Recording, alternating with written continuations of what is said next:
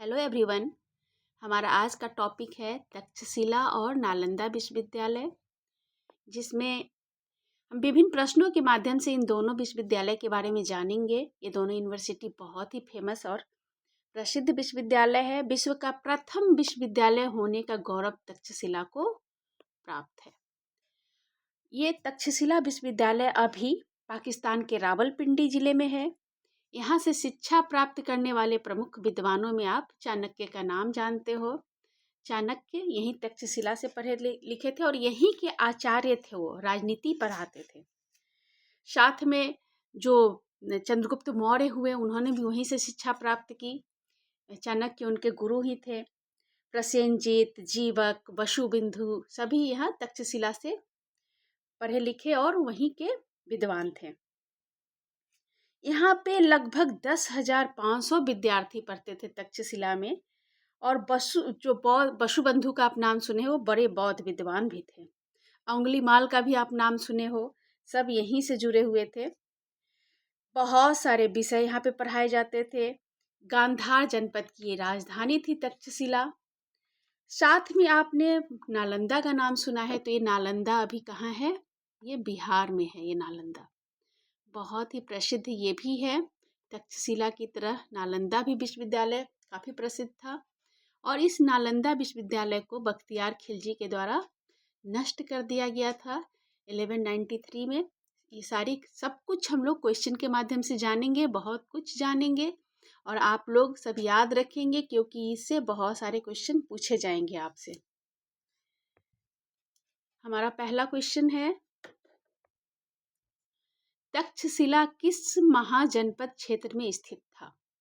आपको पता होगा कि 16 महाजनपद थे हमारे यहाँ, और जिनकी जानकारी अंगुत्तर निकाय से और भगवती सूत्र से, साथ में महाभारत आदि से भी हमें मिलती है। इन 16 महाजनपदों की जानकारी।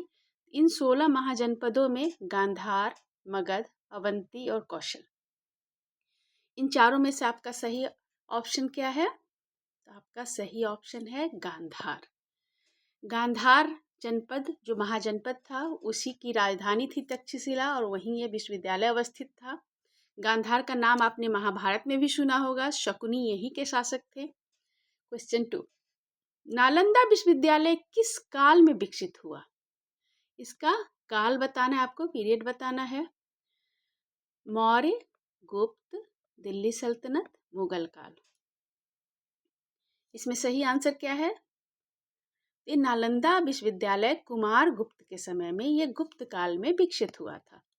इसका माना जाता है कि कुमार गुप्त ने ही इसकी स्थापना करवाई थी। अगला है आपका, तक्षशिला किसके लिए प्रसिद्ध था? तक्षशिला क्यों प्रसिद्ध है? तो क्या ये व्यापार के लिए प्रसिद्ध है, कृषि के लिए, बंदरगाह के लिए, अंतर्राष्ट्रीय शिक्षा के लिए? तो ये सही है कि यहाँ पर अंतर्राष्ट्रीय शिक्षा प्रदान की जाती थी। विदेशों से भी बहुत सारे विद्यार्थी यहाँ पर पढ़ने आया करते थे। नालंदा में अध्ययन की मुख्य भाषा क्या थी? किस भाषा में यहाँ पे पढ़ाया जाता था? लैंग्वेज ऑफ स्टडी, संस्कृत, फारसी, अरबी और हिंदी। तो आप नालंदा देख रहे हो किस काल में आई थी? तो ये गुप्त काल में नालंदा का स्थापना किया गया था, नालंदा विश्वविद्यालय का। और गुप्त काल में जो उनकी सरकारी भाषा थी वो संस्कृत थी। तो जाहिर है संस्कृत ही उनकी क्या थी? नालंदा की भाषा थी। तक्षशिला में कौन सा विषय पढ़ाया जाता था? तो मैंने पहले ही कहा कि वहाँ पर बहुत सारे विषय पढ़ाए जाते थे। तो ये सारे विषय, चिकित्सा, युद्ध कला और वेद, ये सभी वहाँ पढ़ाए जाते थे। नालंदा विश्वविद्यालय में कितने विद्यार्थी अध्ययन करते थे? ये नालंदा विश्वविद्यालय कहाँ है? बिहार में अभी है। और ये नालंदा विश्वविद्यालय में कितने विद्यार्थी थे? अप्रॉक्स बताना है आपको। 1,000, 5,000, 10,000, 20,000। 1:5 का अनुपात था टीचर और स्टूडेंट में।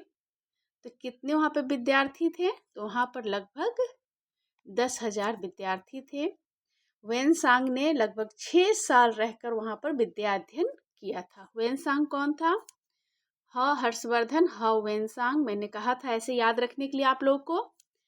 तो हर्षवर्धन जो हिंदू राजा थे, उन्हीं के दरबार में, उन्हीं के टाइम में आया था ह्वेनसांग, बौद्ध भिक्षु, जो विद्या अध्ययन करने के लिए आया था भारत, और उसने 6 साल बिताए थे नालंदा विश्वविद्यालय में। तक्षशिला का संबंध किस व्यापार मार्ग से था?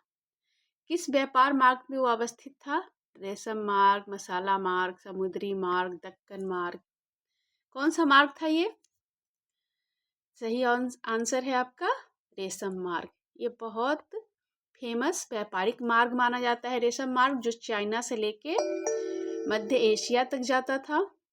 अगला क्वेश्चन, नालंदा में कितने आचार्य थे? How many teachers were at Nalanda? Approx ही ये भी बताना है आपको। तो 10,000 आपने देखा कि स्टूडेंट थे, तो उस पे टीचर कितने होंगे? वहाँ पे टीचर कितने थे? 500, 1500, 50, 5,000। तो अप्रॉक्स कितने हैं? 1500। तक्षशिला की शिक्षा प्रणाली कैसी थी? गुरुकुल आधारित थी, ऑनलाइन थी, औपनिवेशिक थी या तकनीकी थी? मुझे तो लगता है ऑनलाइन ही रही होगी। सही आंसर क्या है? गुरुकुल आधारित। वेरी गुड, आप सबने सही आंसर दिया है। ये गुरुकुल आधारित ही शिक्षा व्यवस्था थी, जहाँ पे शिष्य गुरु के आश्रम में रह के उनसे शिक्षा प्राप्त किया करते थे। नालंदा का पुस्तकालय कितने भागों में विभाजित था? लाइब्रेरी का सेक्शन बना हुआ था। नालंदा विश्वविद्यालय बहुत ही ज़्यादा फेमस है अपने पुस्तकालय के लिए। तो यहाँ पे कितने सेक्शन थे? 2, 3, 4, 5। तो सही आंसर आपका है 3। ठीक है, करेक्ट आंसर क्या है आपका कि 3 सेक्शन में बटा हुआ था ये पुस्तकालय, लाइब्रेरी, और तीनों का अलग अलग नाम था। रत्न सागर, रत्नोदधि, रत्न रंजक। और ये जो रत्नोदधि था, ये 9 मंजिला इमारत था। यहाँ पे बहुत सारे लाखों बुक्स थे इस लाइब्रेरी में, और इन ग्रंथों के अध्ययन करने के लिए देश विदेश से, दूर दूर से लोग आते थे, लेकिन उनको ऐसे ही प्रवेश नहीं मिल जाता था। बड़ी परीक्षा लेने के बाद उन्हें प्रवेश दी जाती थी। तक्षशिला में प्रवेश की आयु सीमा पूछ रहा है, लिमिट, एज लिमिट। तो इसका कोई एज लिमिट नहीं था, कोई एज लिमिट नहीं था। हालांकि वो उच्च शिक्षा का केंद्र था, लेकिन जो भी योग्य हो सकता था वो वहाँ शिक्षा प्राप्त कर सकता था। नालंदा का शिक्षा मॉडल किस पर आधारित था? मठीय शिक्षा, सैन्य प्रशिक्षण, व्यावसायिक शिक्षा, औद्योगिक शिक्षा। तो किस तरह की शिक्षा मॉडल थी वहाँ पे? तो ये मठवाद वहाँ पे था, मठीय शिक्षा थी। भिक्षु मठ के रूप में उसको विकसित किया गया था। तक्षशिला किस कारण से पतन की ओर गया? क्यों उसका पतन हो गया? क्या आक्रमण हुआ था या फिर भूकंप आई, अकाल, महामारी? क्या कारण था जिसकी वजह से तक्षशिला का पतन हो गया? तो इसके कारण क्या थे? आक्रमण थे, हुनों के आक्रमण और अरबों के आक्रमण। नालंदा का विनाश कब हुआ? Nalanda was destroyed in which century? Nalanda कब विनाश के कगार पे चला गया, पूरी तरह से जिसका विनाश हो गया? 8वीं, 10वीं, 12वीं, 15वीं शताब्दी। आंसर दीजिए। सही आंसर आपका है 12वीं शताब्दी। 1193 में बख्तियार खिलजी ने नालंदा को पूरी तरह से जला दिया, नेस्तनाबूद कर दिया। इसके पीछे एक बड़ी इंटरेस्टिंग कहानी है जो मैं आगे आपको बताऊंगी। तक्षशिला में शिक्षा शुल्क कैसे लिया जाता था? तो गुरु दक्षिणा ली जाती थी, या नगद पैसा सबसे लेके पढ़ाया जाता था, या फिर कोई किसी प्रकार का कोई शिक्षा एजुकेशन टैक्स था, या फिर हर बच्चे से अनिवार्य रूप से हर महीने महीने पैसा लिया जाता? जैसे कि अभी आप लोग को फी देना पड़ता है अपने कॉलेज में या स्कूल में। ऐसा कुछ नहीं था। बच्चे जब पूरी शिक्षा प्राप्त कर लेते थे तो अपने टीचर को क्या देते थे? गुरु दक्षिणा देते थे। नालंदा किस प्रकार का विश्वविद्यालय था? आवासीय था, अर्धावासीय था, गैर आवासीय था या चलित था? तो आप बताइए क्या आंसर है आपका? तो ये था हॉस्टल था, वहाँ पे आवासीय विश्वविद्यालय था। तक्षशिला में विदेशी विद्यार्थी आते थे कि नहीं आते थे? मैंने पहले ही कहा कि अंतर्राष्ट्रीय विश्वविद्यालय था, तो यहाँ पे विदेशी विद्यार्थी आते थे। नालंदा में कौन सा दर्शन पढ़ाया जाता था? बौद्ध दर्शन, न्याय दर्शन, शाक्य दर्शन, सभी? कौन सा आपको तो पता है ये बौद्ध मठ विहार था, तो क्या यहाँ पर सिर्फ बौद्ध दर्शन पढ़ाया जाता था? नहीं। आपका सही आंसर क्या है? सभी। यहाँ पे सभी दर्शन पढ़ाए जाते थे। बौद्ध दर्शन भी, न्याय दर्शन भी, साख्य दर्शन भी। इसके अतिरिक्त और जितने हैं षड दर्शन, सभी पढ़ाए जाते थे। नेक्स्ट क्वेश्चन है, तक्षशिला का उल्लेख किस प्रकार के ग्रंथों में मिलता है? किस प्रकार के ग्रंथ में तक्षशिला का उल्लेख मिलता है? बौद्ध साहित्य में, यूनानी विवरण में, पुराण में, या सभी में मिलता है? तो आपका सही उत्तर क्या है? सभी में। बौद्ध ग्रंथों में भी, पुराण में भी और यूनानी विवरण में भी तक्षशिला का उल्लेख मिलता है। नालंदा किस नदी के निकट था? Nalanda was near which river region? किस नदी के निकट था नालंदा? तो मैंने पहले ही कहा कि ये बिहार में है। तो बिहार में कौन सी नदी आपको पता चलता है कि बिहार में है? तो नालंदा, एक मिनट पेन में ले लूं। हाँ, तो नालंदा बिहार में है। तो बिहार में ये कोई भी नदी, इसमें से इन सब में से सिर्फ एक नदी बहती है, सिंधु, नर्मदा और कृष्णा। सिंधु आप देखते हैं कि वेस्ट में है, पश्चिम के तरफ है। नर्मदा और कृष्णा दक्षिण में है। तो उत्तर में कौन है? तो ये गंगा क्षेत्र है। तो नालंदा किस नदी के निकट था? तो गंगा क्षेत्र में। तक्षशिला में कौन सी विद्या प्रसिद्ध थी? किस चीज में स्पेशलाइजेशन किया जाता था? चिकित्सा, शैल चिकित्सा में, खगोल में, राजनीति में, या सभी में? तो आप देखो, सभी में। सभी में क्या करते थे? वहां पे शिक्षा प्राप्त करके उच्च शिक्षा प्राप्त की जाती थी। नालंदा में अध्ययन की अवधि कैसी थी? कितने समय तक वहां पर पढ़ना पड़ता था? 1 वर्ष, या निश्चित नहीं थी, या 3 वर्ष, या 5 वर्ष? कितने वर्ष पढ़ने होते थे? तो अध्ययन की अवधि निश्चित नहीं थी। जितने समय में तुम अपना ज्ञान प्राप्त कर लो, उतने दिन तक तुम वहां रह के पढ़ सकते हो। निश्चित नहीं थी। अभी क्या है? आपका पूरा समय निश्चित होता है कि इतने समय में ही आपका एग्जाम हो जाएगा, इतने समय में रिजल्ट हो जाएगा, अगला सेमेस्टर शुरू हो जाएगा। तक्षशिला का महत्व किस साम्राज्य में बढ़ा? मौर्य, कुषाण, या दोनों? मौर्य और कुषाण दोनों, या गुप्त? तो ये आप देख रहे हो कि गुप्त काल में तक्षशिला नहीं है, मौर्य और कुषाण में है। तो मौर्य और कुषाण दोनों काल में इस तक्षशिला का बहुत महत्व था। नालंदा को किसने संरक्षण दिया? मैंने पहले ही कहा कि कुमारगुप्त के टाइम में इसका स्थापना किया गया था। फिर हर्षवर्धन है, पाल शासक है, या सभी सबने इसको संरक्षण दिया? तो इसका सही आंसर क्या है? कि सबने इसका संरक्षण दिया था। हर्षवर्धन ने भी, क्योंकि हर्षवर्धन के समय में आप जानते हो कि वेनसांग आया था, जो 6 वर्ष तक उसमें अध्ययन किया। फिर पाल शासक जो हुए, धर्मपाल, गोपाल, वो सबने इसको, देवपाल, सबने इसको संरक्षण प्रदान किया।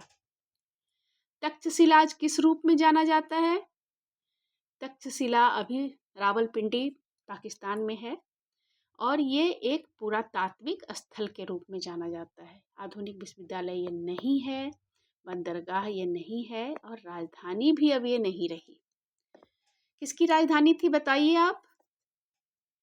ये किसकी राजधानी थी? शकुनी कहाँ का शासक था?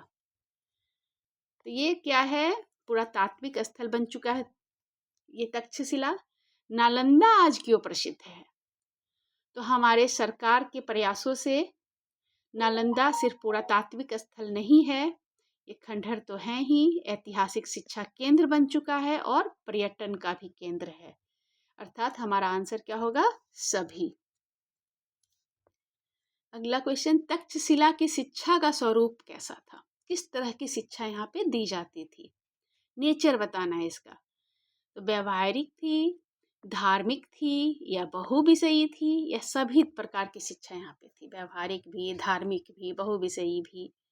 तो सही आंसर आपका क्या है? सभी तरह की शिक्षा यहाँ पे दी जाती थी। नालंदा में वाद विवाद की परंपरा थी, डिबेट कल्चर। हाँ नहीं, सीमित केवल धार्मिक मामलों पे क्या यहाँ वाद विवाद होते थे या फिर नहीं होते थे या थोड़ी मोड़ी मात्रा में होती थी? तो आपका सही आंसर क्या है? वाद विवाद यहाँ होते थे। वाद विवाद होते थे। तक्षशिला किस प्रकार का केंद्र था? क्या वो प्राथमिक शिक्षा का केंद्र था, छोटे बच्चों को पढ़ाया जाता था, या हायर एजुकेशन वहां पर दी जाती थी, या फिर सैनिकों का शिविर था वहां पे, या व्यापार का ये केंद्र था? तो आपका सही आंसर क्या है? आपका सही आंसर है ये उच्च शिक्षा का केंद्र था। हायर एजुकेशन यहाँ पे दी जाती थी। उच्च शिक्षा के लिए दूर दूर से, विदेशों से लोग यहाँ आते थे और शिक्षा प्राप्त करते थे। नालंदा में किस प्रकार की परीक्षा होती थी? What type of assessment existed at Nalanda? Nalanda में परीक्षा कैसी होती थी? तो मौखिक होती थी, वाद विवाद होते थे, शास्त्र होते थे या सभी होते थे? तो ये सारे तरह के वहाँ पे परीक्षाएं होती थी नालंदा में। और वहाँ पे जो दरवाजे बने हुए थे, जो 4 दरवाजे थे विश्वविद्यालय के, वहीं पर पहले वो लोग को एग्ज़ाम दे देना होता था, तब जाके अंदर जो योग्य होते थे विद्यार्थी उन्हीं को प्रवेश दिया जाता था। कहते हैं कि सिर्फ 20% विद्यार्थी को ही वहाँ प्रवेश मिलता था। काफ़ी कड़ी परीक्षा ली जाती थी। तक्षशिला की ख्याति का मुख्य कारण क्या था? क्यों इतना फेमस था वो? विद्वान आचार्यों की वजह से, या फिर उसकी स्थान जो था वहाँ पे रेशम मार्ग पे इसलिए, या राजकीय सहायता मिली हुई थी, या मौसम वहाँ का अच्छा रहता था? क्यों फेमस था? तो विद्वान आचार्यों की वजह से फेमस था। मैंने पहले ही कहा कि आचार्य चाणक्य ने यहीं से शिक्षा प्राप्त की थी और यहीं वो पढ़ाते भी थे। राजनीति के बड़े प्रोफेसर थे वो। प्रसेनजीत भी यहीं से पढ़े, कौशल के शासक, जीवक मगध के जो राजवैद्य थे उन्होंने भी यहीं से शिक्षा प्राप्त की। वसुबंधु जो बौद्ध विद्वान थे, इन्होंने भी यहीं से शिक्षा प्राप्त की। तो ये आपका नेक्स्ट क्वेश्चन है, नालंदा किसका प्रतीक माना जाता है? प्राचीन ज्ञान परंपरा का, युद्ध का, व्यापार का या राजनीति का? आपका सही आंसर क्या है? प्राचीन ज्ञान परंपरा। नेक्स्ट क्वेश्चन, तक्षशिला और नालंदा दोनों किसके उदाहरण हैं? ये अक्सर पूछा जाता है। कभी कभी ये भी क्वेश्चन पूछ देता है कि आप प्राचीन 2 विश्वविद्यालयों का नाम बताएं। तो आप इसका आंसर क्या देंगे? विश्वविख्यात विश्वविद्यालय। इन विश्वविद्यालयों की शिक्षा का उद्देश्य क्या था? यहाँ पे किस उद्देश्य से शिक्षा दी जाती थी? इसका आपका आंसर ऑप्शन है समग्र विकास, नौकरी, युद्ध या कर संग्रह के लिए शिक्षा दी जाती थी। क्या क्लर्क बनाना था, या सैनिक, या फिर सिर्फ जॉब देने के लिए शिक्षाएं दे रही थी, या फिर ऑल राउंड डेवलपमेंट था? तो आपका सही आंसर क्या है? समग्र विकास, ऑल राउंड डेवलपमेंट के लिए सारी शिक्षाएं दी जा रही थी। तक्षशिला और नालंदा ने विश्व को क्या दिया? इनका कंट्रीब्यूशन क्या है विश्व के लिए? इन्होंने ज्ञान परंपरा दी है, अनुसंधान संस्कृति दी है, रिसर्च किया गया है यहाँ पे, अंतर्राष्ट्रीय शिक्षा मॉडल ये देते हैं, या फिर ये सारे ऑप्शन ही इसके अंतर्गत आएंगे। तो ये सारी चीज़ें ही तक्षशिला और जो भी विश्वविद्यालय हमारे प्राचीन थे वो सब देते हैं। नेक्स्ट क्वेश्चन है, तक्षशिला किस मार्ग पर स्थित था? रेशम, उत्तरापथ, दक्षिणापथ या समुद्री मार्ग पर था? आप किस मार्ग पर था? रेशम मार्ग पर तो ये बिल्कुल भी नहीं कह सकते इसको। रेशम मार्ग भले ही एक व्यापारिक मार्ग था जो वहाँ से गुजरता था, लेकिन ये था कहाँ, किस पथ पे था, किस मार्ग पे था? सही आंसर आपका है उत्तरापथ। नेक्स्ट क्वेश्चन, नालंदा का विशाल पुस्तकालय किस नाम से प्रसिद्ध है? धर्मगंज, ज्ञान भंडार, पुस्तकालय, विद्या भवन? किस नाम से प्रसिद्ध था ये? बहुत ही इंटरेस्टिंग इसका नाम है, धर्मगंज के नाम से ये पुस्तकालय प्रसिद्ध था। कितने पार्ट्स में ये बटा हुआ था, सेक्शन कितने थे? तो मैंने शुरू में ही आपको बताया है कि 3 सेक्शन में बटा हुआ था। धर्मगंज का अर्थ सत्य का खजाना भी होता है। इसमें 90 लाख से अधिक, मतलब 1 करोड़ के लगभग पांडुलिपियां थी, ग्रंथ थे। 1193 ईस्वी में बख्तियार खिलजी के द्वारा इसको जला दिया गया। और ये धुआं, कहते हैं, बहुत सारे इतिहासकार कहते हैं कि ये धुआं लगभग 3 महीने तक ये आग जलती रही और धुआं 6 से 9 महीने तक नजर आया। इतना ज़्यादा यहाँ पे पांडुलिपियाँ थी और इस बख्तियार खिलजी ने इसे जलाया, इसके पीछे एक स्टोरी है। क्या स्टोरी है? तो कहते हैं कि बख्तियार खिलजी एक बार बहुत बीमार पड़ गया और इसके मरने, मतलब जीने की कोई चांस नहीं थे। तो इसे किसी ने कहा कि भारत एक देश है जहाँ पे बहुत, नालंदा विश्वविद्यालय में बहुत ही योग्य आचार्य रहते हैं, वैद्य रहते हैं, जो आपकी बीमारी को ठीक कर सकते हैं। बख्तियार खिलजी तैयार नहीं हुआ कि नहीं, मैं काफिर से अपना इलाज नहीं करवाऊंगा। लेकिन जब इसके बीवी बच्चों ने बहुत जोर दिया तो वहाँ से इसने संदेशा मंगवा के यहाँ से एक बौद्ध भिक्षु को बुला लिया और उस बौद्ध भिक्षु के द्वारा इसने बोला कि मुझे छूना मत, मुझे टच मत करना और मुझे कोई दवाई भी मत दो। तो उस बौद्ध भिक्षु ने क्या किया, कुरान के पन्नों में वो दवाइयाँ लगा दी और बताए बिना उसको दे दिया, क्योंकि वो कुरान उंगली से छू छू के जेब में लगा लगा के उसको पलटता था पन्नों को, और सिर्फ कुरान बोला कि आप इसको 2-3 बार पढ़ते रहना अपने घर में। उस कुरान को पढ़ते पढ़ते वो 1 ही हफ्ते में बिल्कुल ठीक हो गया।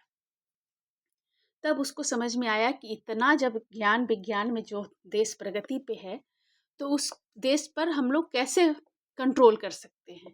तो उसने इस ज्ञान विज्ञान के केंद्र को ही जला दिया। वो यहाँ पर आया तो यहाँ के बौद्ध भिक्षुओं ने समझा कि वो आभार व्यक्त करने आया है, लेकिन वो यहाँ सबको नष्ट करने के लिए आया था। उसने सारे बौद्ध भिक्षुओं की हत्या कर दी और साथ में पूरे विश्वविद्यालय को, उस पुस्तकालय को विशेषकर जला दिया।